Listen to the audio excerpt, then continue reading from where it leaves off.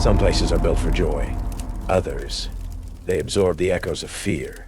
Welcome to Gallows Creek Amusement Park, where the off-season is a little more permanent. My name is Ethan Vance, and I came here chasing a ghost from my past, seeking a quiet corner to hide. Instead, I found myself living by 3 strange rules just to survive the night. What's the creepiest place you've ever been after dark? Tell me in the comments below. And if you're ready for a ride you won't forget, subscribe to Night Creepypasta Rules and ring that bell. Because at Gallows Creek, the thrills are real, and they're hungry. Step right up. The first thing that struck me about Gallows Creek Amusement Park wasn't the rust eating at its skeletal rides, nor the peeling paint that flaked from its slumbering beasts like leprous skin. It was the silence, a heavy, watchful stillness that swallowed the chirping of crickets whole and pressed down on you like a physical weight. It was a silence that felt curated, unnatural. Even the wind, when it sighed through the teetering spokes of the Ferris wheel, seemed to hold its breath. My name is Ethan Vance, and the loudest sound for the past year had been the echoing emptiness of my own failures. A stage, a crowd, a sudden inducing wave of terror that had snapped my guitar strings and my nerve in one spectacular flameout. That night, the memory was a splinter in my soul. Rows of disappointed faces, the crushing weight of expectation, and a promise to my little sister, Lily, reduced to ash. I'd sworn I'd take her to the grandest park imaginable after my big break. Lily, with her bright, innocent love for carousels and cotton candy. A love I'd failed to honor before sickness stole her laughter too. Now, here I was, drawn by an ad promising quiet, secluded work for the discerning handyman, trading the city's judgment for the desolation of Gallows Creek, Ohio, chasing a paycheck that felt more like atonement than employment. The man who greeted me was Mr. Silas Abernathy. He emerged from the main office, a low-slung building with Gallows Creek, where every day's a thrill, painted in faded, ironically cheerful letters above the door. Abernathy himself was a study in forced joviality, a man whose smile lines seemed itched more by strain than mirth. His eyes, though, held a perpetual flicker of something else, weariness perhaps, or a deeply buried apprehension. Weariness, perhaps, or a deeply buried apprehension. A subtle tremor danced in his hand as he extended it. Ethan Vance, I presume? His voice was surprisingly robust. A ringmaster's practice canto. Welcome to Gallows Creek. She ain't what she used to be, but she's got character. Eh? He chuckled. A dry, rattling sound. He hired me on the spot, barely glancing at my sparse resume. The park, he explained, needed basic upkeep during the off-season, just keeping the old girl from falling apart entirely before spring, he'd said, his smile not quite reaching those watchful eyes. He led me on a tour. The carousel stood under a faded striped canopy, its painted horses frozen mid-prance, their glass eyes unnervingly lifelike, reflecting the dying sunlight with a cold, flat sheen. The funhouse loomed beside it, its entrance a leering clown's mouth, promising joy but hinting at something far more sinister in the depths of its painted throat. And then there was the Ferris wheel, the gallows peak, its iron silhouette stark against the bruised twilight sky. As we stood before the caretaker's shack, my new grim accommodation, Abernathy's demeanor shifted. The ringmaster's boom softened, replaced by a peculiar gravity. Now, Ethan, he began, there are 3 rules here at Gallows Creek. Not suggestions, mind. Rules. For your own well-being, he ticked them off on his fingers. First, the carousel horses. Their eyes, they follow you, son. It's an old trick of the paint, the glass, who knows. But don't ride it alone. Just daunt a shiver, despite the humid Ohio air, traced its way down my spine. Why not? Abernathy's smile tightened. Old parks have their quirks. Best to respect them. He cleared his throat. Second, if you hear laughter from the funhouse after we've locked up for the night, and you might, the wind plays tricks in there. Pay it no mind. It's not children. They're long gone home. His gaze drifted to the clown's mouth for a fleeting, unreadable moment. And third, his voice dropped to an almost conspiratorial whisper. The Ferris wheel to Gallow's peak, if it ever stops with you at the very top, and the lights go out, and they can. Wiring's ancient. You hold your breath. Hold it until that wheel moves again. Don't ask why. Just do it. When I pressed. Why hold your breath? He just forced a wider smile. Best not to breathe in whatever's up there in the dark, son. Old park, bad air. Nasty. He clapped me on the shoulder, the joviality back in place but feeling thinner than ever. Simple enough. Eh? You'll be right as rain. He turned and walked away, his figure swallowed by the encroaching gloom, leaving me with the 3 rules and the oppressive silence of Gallows Creek. That night, as I lay on the thin mattress in the shack, the wind did sigh through the Ferris wheel. And for a moment, just a moment, I thought I heard a child's giggle, faint and far away, quickly lost in the rustle of dead leaves. Or perhaps it was just the first whisper of Lily's memory, stirred by the ghost of a forgotten joy.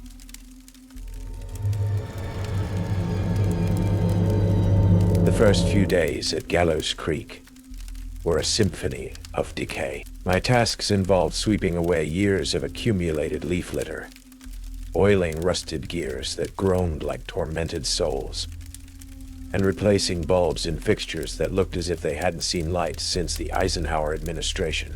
The silence remained my most constant companion, broken only by the caw of a crow or the distant rumble of a truck on the highway, sounds that seemed to emphasize the park's profound isolation rather than alleviate it. It was on the 3rd day, while cleaning the carousel, that the first rule brushed against me with chilling intimacy. The lead stallion, a black beast with flared nostrils and eyes of obsidian glass, seemed to fix its gaze on me, no matter where I moved. I told myself it was an optical illusion, a trick of the light on convex surfaces, like Abernathy had said, but the feeling was too specific, too intentional, an irrational, almost overwhelming urge rose within me to swing a leg over its chipped wooden back, to feel the carved mane under my hand. The air around the carousel grew noticeably colder, the scent of damp wood and old paint suddenly sharper, more cloying. Then from somewhere deep within the painted eye, I swear I heard it, a breathy, almost inaudible whisper that sounded, impossibly, like Lily. A jolt, cold and sharp, shot through me. I stumbled back, heart hammering. Lily, her laughter, pure and bright, on a similar, sun-drenched carousel from a lifetime ago, superimposed itself over the decaying beast before me. The memory was so vivid, so painful, it almost buckled my knees. You okay there, city boy? Okay there, city boy? The voice startled me. A young woman, mid-20s, stood by the carousel's edge, a bucket and scrub brush in hand, amusement dancing in her dark eyes. This was Maya Rodriguez, a local Abernathy had mentioned might stop by for a few odd jobs. Yeah, fine, I managed, voice rougher than I intended. Just this horse. Maya's smile faded slightly as she looked at the stallion. Yeah, those things. Old man Hemlock used to work here summers back in the day. Swore that black one whispered his name right before he just up and vanished one autumn. Folks said he just skipped town, but she shrugged, leaving the unspoken hanging in the air. My cousin David, he hated that carousel after working here. Said it gave him nightmares. She quickly changed the subject, her pragmatism kicking in, but the unease lingered in her eyes. Later, clearing out a rotted concession stand near the carousel, my hand brushed against something soft in the dirt floor. I pulled it out, a child's sneaker, faded pink, caked in old mud, and something else, a dark rusty stain on the canvas that made my stomach clench. I dropped it as if it had burned me. That evening, as the sun bled orange and purple across the sky, I caught myself staring at the funhouse. There was no trick of the light this time. The painted clown's grin, grotesquely wide, seemed to stretch further, its eyes fixed on me with a predatory hunger that hadn't been there that morning. The laughter I dismissed as wind on my first night suddenly felt less like imagination and more like a waiting invitation. The Funhouse. Even its name felt like a cruel joke in this place. I was tasked with checking the exterior lighting around its gaping, leering clown mouth entrance, a job that stretched into the deepening twilight. The air grew heavy, thick with the cloying, sweet smell of stale cotton candy overlaid with an undercurrent of damp earth and something else. Something metallic and faintly singed, like old circuitry that had fried itself out. The park was utterly still, the silence almost a physical pressure. Then I heard it. Faint at first, a whisper of sound lost in the rustle of leaves.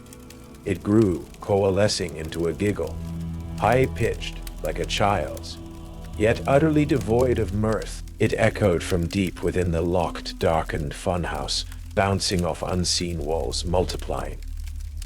And then it changed. The giggles deepened, coarsened, twisting into a chorus of mocking, guttural laughter, a distorted, horrifying parody of an audience. My audience, the one that had shattered me. The air dropped several degrees. I felt an icy breath on the back of my neck, though I was utterly alone. My stage fright, long dormant, surged with a vengeance. The cold sweat, the tightening throat, the roaring in my ears. Primal fear screamed at me to run, to never look back. Later that night, unable to shake the chilling encounter, I found myself in Gallows Creek's only diner, the Rusty Spoon, nursing a cup of bitter coffee. At a corner booth, a woman with silver hair and sharp, intelligent eyes was sketching in a worn notebook. Her gaze drifted out the window towards the distant skeletal silhouette of the amusement park. She wore a Gallows Creek staff jacket, faded and old. As I paid, she looked up. Her eyes, filled with a profound, weary sadness, met mine. New blood, she murmured, her voice raspy with age.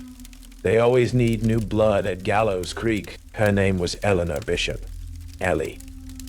She'd lived in Gallows Creek her whole life, its unofficial historian, its keeper of shadowed memories. Over weak coffee, emboldened by my terror and a desperate need for validation, I hesitantly told her about the laughter. The cold, Maya, who'd come in for her evening shift, overheard. Her usual pragmatic demeanor wavered. The funhouse, Maya said, her voice low. David used to talk about the laughter. He said it.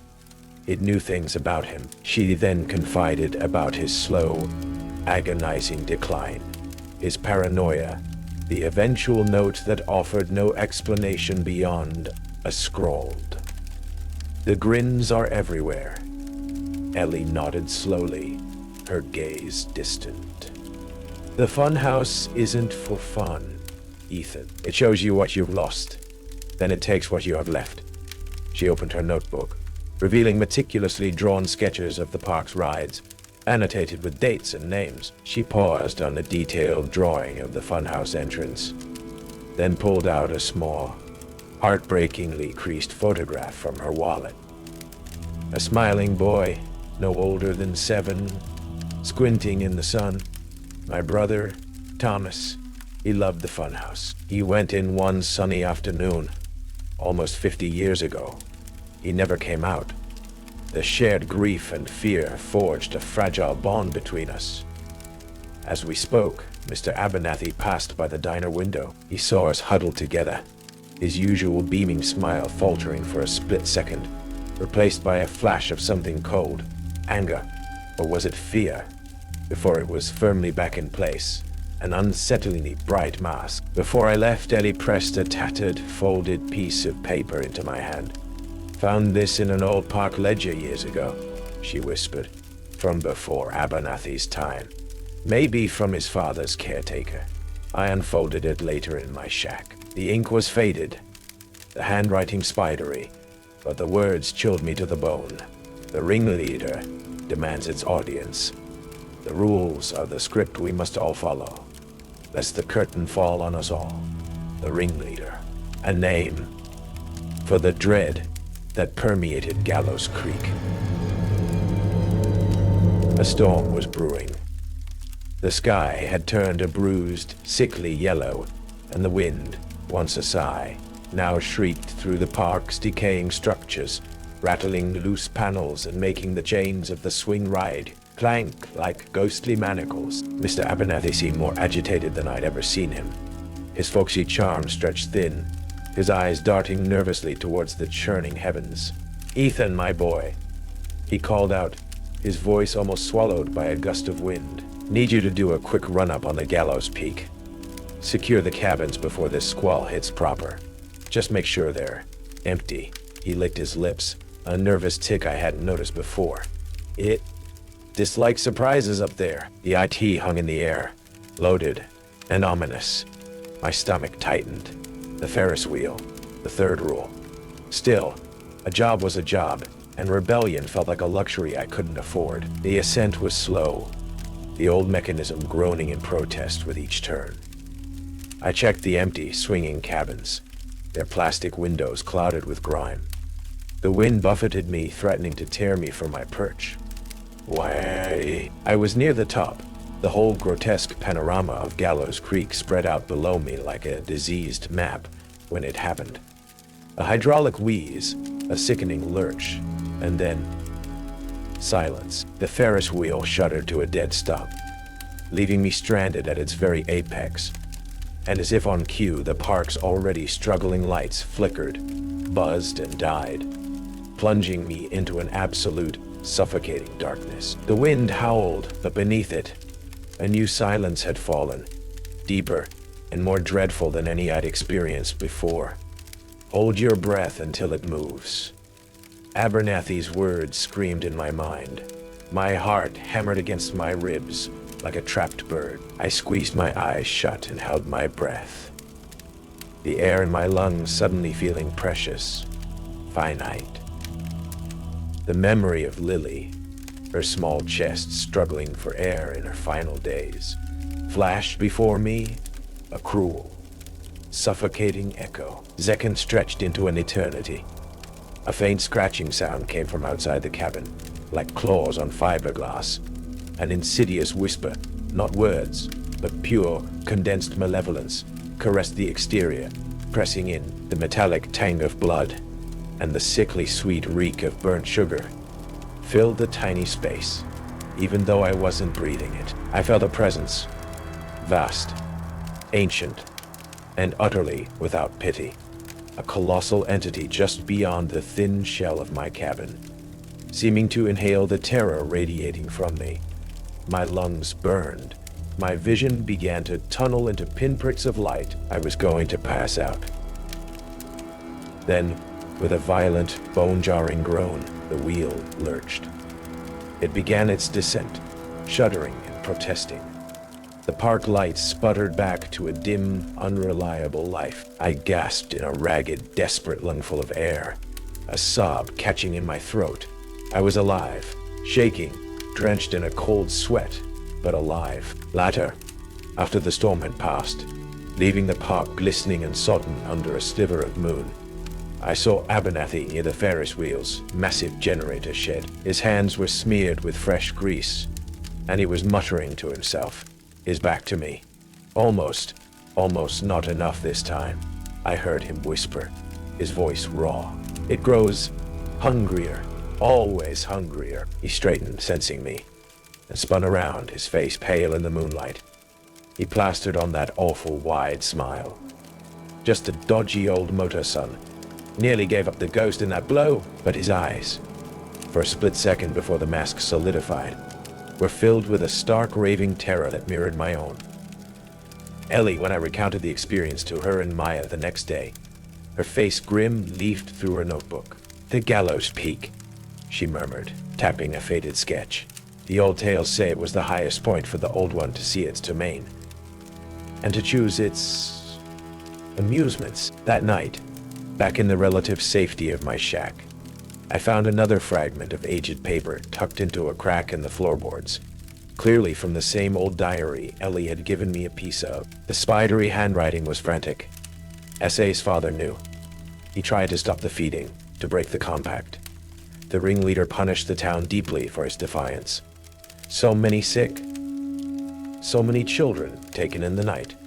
S.A. saw. He'll never forget. S.A. Silas Abernathy. The pieces were falling into place, forming a picture more horrifying than I could have imagined.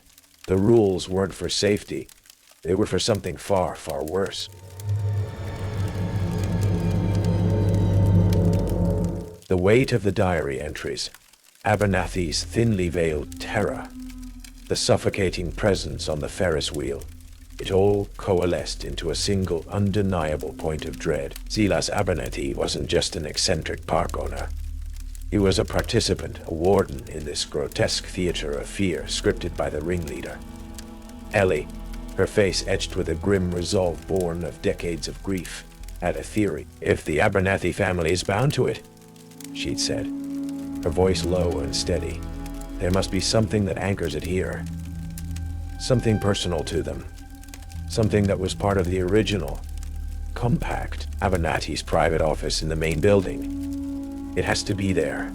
The plan was desperate, bordering on foolish. Maya, her usual pragmatism now tinged with a fierce protective anger born from David's fate, and her growing fear for us, would create a diversion. I'll accidentally trip the main breaker for the Screaming Serpent coaster, she plotted, a wry twist to her lips. That's on the far side of the park. Should keep the old man busy long enough for you two to play spies. Her diversion worked like a charm. We saw Abernathy, muttering about faulty wiring and young fools, hurry off towards the coaster's distant, skeletal frame. This was our chance. The lock on his office door was pathetically old. A few tense moments with a tension wrench and a pick from Ellie's surprisingly well-equipped research bag, and we were in. The office wasn't what I expected. It wasn't just dusty. It was a shrine. Generations of Abernathy family photos stared down from the walls, their subjects' smiles growing increasingly strained, their eyes more haunted the closer they got to the present day. Instead of ledgers and spreadsheets, the shelves were crammed with grotesque park memorabilia, distorted plush toys with button eyes that seemed to follow us, chipped porcelain clown heads with fixed, leering grins, and strange, primitive-looking figurinas carved from dark wood. The air was thick with the smell of old paper, dust, and a faint coppery scent that reminded me of old blood. In a locked drawer beneath a tarnished Employee of the Century plaque, awarded to a grim-faced ancestor, we found them.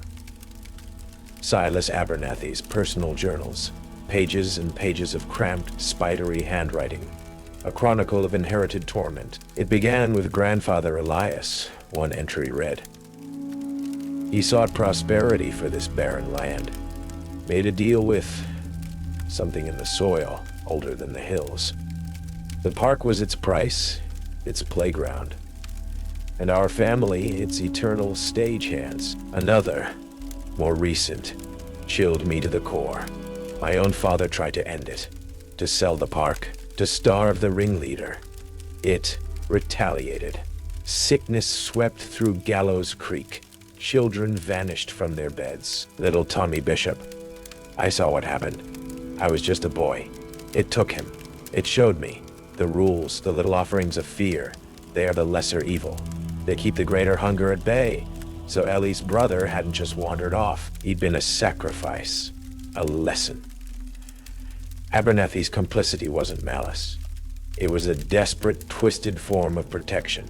His joviality a horrifying mask over a lifetime of terror and self-loathing. He believed himself a damned guardian. And then Ellie gasped, pointing to a small, ornate wooden box on a high shelf, almost hidden in shadow. It was darker than the other wood, intricately carved with leering faces and distorted amusement park imagery. "That's it," she breathed, her voice trembling. "That feels wrong. You shouldn't have come here." Abernathy's voice, stripped of all its folksy charm, sliced through the silence. He stood in the doorway, his face a mask of fury and utter despair, his eyes wild and bloodshot, darted between us and the box. "You fools, you meddling, ignorant fools. You'll unleash it all. It needs the game. It needs the controlled fear." He was shaking, his composure utterly shattered. "Without the rhythm, without the offerings, it will take everything." As if summoned by his terror, the very atmosphere in the office crackled. The little wooden box on the shelf rattled violently. Then, with a sickening crack, its lid flew open. No spring-loaded clown popped out. Instead, a wave of palpable, icy malevolence billowed forth, accompanied by a discordant, ear-splitting shriek of calliope music that seemed to claw at our sanity. The lights in the office flickered and died, plunging us into a terrifying gloom, lit only by the sickly emergency exit sign. The office, the park, the world outside erupted. The Ringleader, its anchor disturbed, its carefully curated games threatened, was throwing a tantrum of cosmic proportions.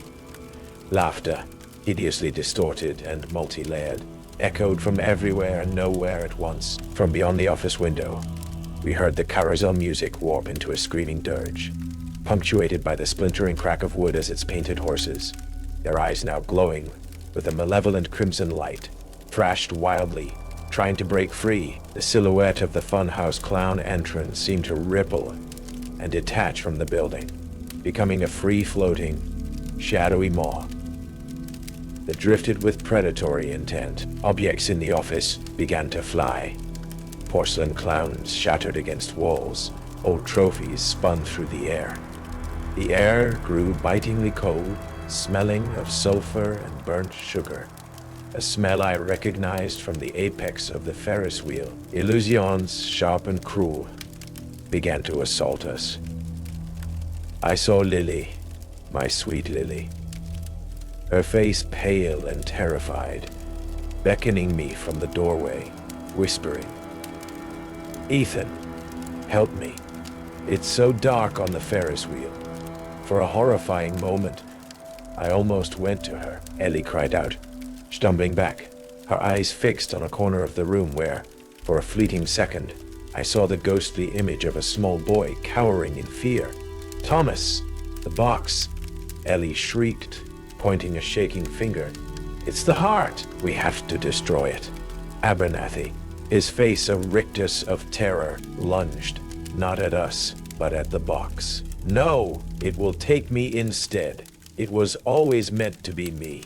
Take me," he screamed, fumbling for the open container. It was unclear if he was trying to satiate it, or make a final, desperate act of atonement. Just then, Maya burst in, her face pale but determined, a heavy crowbar gripped in her hands. "What in God's name?" The shadows in the room deepened, coalescing around the open box, a vortex of pure darkness from which unseen claws seemed to reach. It was now or never, while Abernathy grappled with whatever unseen force was emanating from the artifact. I grabbed a heavy brass-bound ledger from a shelf. Ellie, recovering her wits, fumbled in her bag and produced a can of lighter fluid and a Zippo. Remnants, she'd later explain, of previous less successful attempts at paranormal investigation. "Now!" she yelled. I heaved the ledger, smashing it down hard onto the ornate wooden box. It cracked but didn't break. Maya, with a roar, brought the crowbar down with brutal force. A sickening crunch. Splinters flew. Abernathy screamed, a high, thin sound that was cut short as a shadowy tendril whipped out from the splintered remains of the box and wrapped around his throat, yanking him backwards. Ellie doused the shattered remnants with fluid. The Ringleader, its anchor breaking, its plaything being destroyed, let out a deafening psychic scream. that felt like icicles being driven into our brains. The entire building shook. I saw an image flash behind my eyes. A vast, grinning, amorphous entity of pure darkness and malevolent joy. Its form constantly shifting, composed of 1,000 leering faces. Then Ellie flicked the Zippo, the remnants of the box, Abernathy's final desperate offering, and perhaps a piece of the Ringleader itself, went up in a sudden, violent whoosh of unnatural purple-green flame, consuming the darkness that had filled the room. The psychic scream cut off, replaced by an echoing silence more profound and terrible than any the park had offered before. The purple-green flames devoured the last splinters of the cursed box, painting the office in grotesque, dancing shadows before finally sputtering out, leaving behind a blackened scar on the floor and the acrid smell of something ancient and unholy turning to ash. The unearthly pressure that had been crushing us, the multi-layered laughter, the psychic assault, all of it vanished, sucked away as if a vacuum had been turned on in the heart of reality. What remained was a silence so profound, so absolute. It felt like the world itself was holding its breath. Stunned, Abernathy lay crumpled near the scorched remnants, his eyes wide and staring, his body still. Whether he was dead, consumed by the entity in his final throes, or simply catatonic, his mind shattered by the forces unleashed, we couldn't tell. There was no pulse we could find. Just a coldness that seemed to leach warmth from the very air around him. He was a broken puppet, his strings finally cut. Slowly, shakily, we emerged from the office into what was left of Gallows Creek Amusement Park. The preternatural storm had ceased as abruptly as the entity's direct assault. The wind was now just a whisper, rustling through the wreckage. Several of the smaller stalls had collapsed. The Screaming Serpent coaster, Maya's diversion, had a section of its track twisted into an impossible knot. The carousel horses were still, but many were shattered, their painted grins frozen in rictuses of silent agony, their glass eyes dull and lifeless. The Funhouse facade, the leering clown mouth, had caved in on itself, a pile of splintered wood and faded canvas that looked like a forgotten tomb. The three of us, Ethan, Maya, Ellie, stood amidst the devastation, battered, bruised, coated in dust, and the lingering stench of brimstone. The adrenaline was fading, leaving behind a bone-deep exhaustion, and a trembling that wouldn't stop. "Is it gone?" Maya finally whispered, her voice hoarse, her eyes wide as she surveyed the silent Midway. The question hung heavy in the pre-dawn gloom. Ellie, pale and looking every one of her years, slowly shook her head. Her gaze was fixed on the horizon, where the first hint of a bruised dawn was beginning to stain the sky. "Diminished," she said, her voice barely audible. "Wounded, perhaps.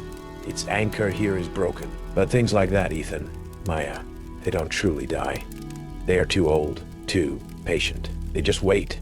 A chilling understanding passed between us. No one would ever believe the full truth of what had happened here. A sudden freak storm, faulty wiring in an ancient park, the tragic breakdown and subsequent demise of its eccentric elderly owner. That would be the official story.